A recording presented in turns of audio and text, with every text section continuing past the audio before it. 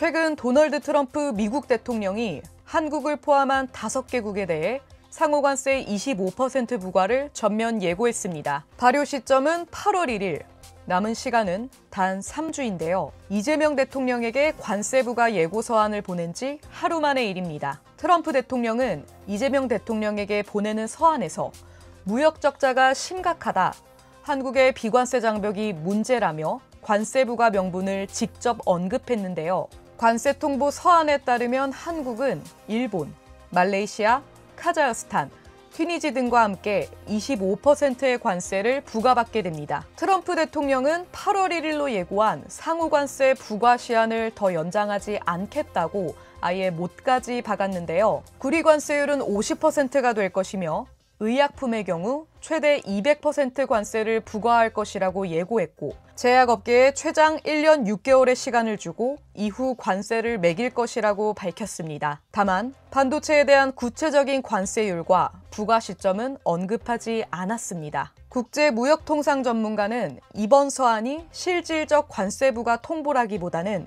협상을 유도하기 위한 정치적 압박카드라고 해석했는데요. 협상으로 결정된 관세율이 아닌 미국의 일방적인 통보이니만큼 무역협상 타결을 위해서는 8월 1일 이전 조속한 시기에 정상회담을 개최하는 것이 시급해 보입니다. 트럼프 대통령은 추가로 한국이 1년에 100억 달러, 우리 돈 약 14조 원을 방위비로 내야 한다고 주장했습니다. 이는 내년 우리가 부담하기로 미국과 합의한 1조 5천억 원의 9배가 넘는 수준입니다. I said to South Korea as an example, we give you free military essentially, very little. And I think you should pay us $10 billion.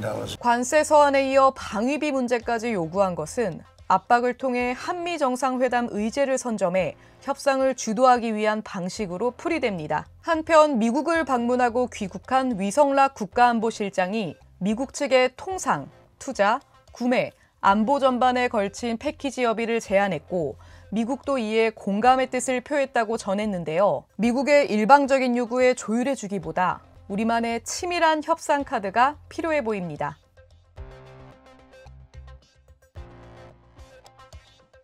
이스라엘-이란전을 정리한 트럼프 대통령이 러시아 우크라이나전이 계속 지속되자 진전 없는 휴전 협상의 책임을 러시아에 돌리는 듯한 발언을 하며 우크라이나 지원을 암시했습니다. 현지 시각 8일 열린 내각회의에서 그는 블라디미르 푸틴 러시아 대통령을 강도 높게 비판했는데요. 푸틴 대통령이 이중적이라며 솔직히 말하자면 푸틴은 우리한테 헛소리를 엄청 많이 한다. 그는 언제나 좋은 말만 하지만 결국 아무 의미가 없었다라고 지적했습니다. We're not happy with Putin. I'm not happy with Putin.